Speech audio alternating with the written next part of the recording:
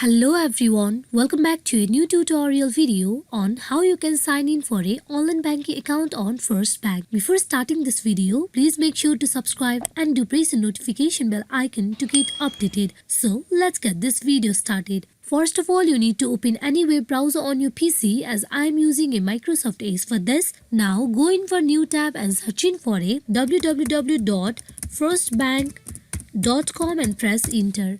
Here at the official webpage of First Bank, you can see the username and password field where you need to go in for providing your username. Then you go in for providing your password.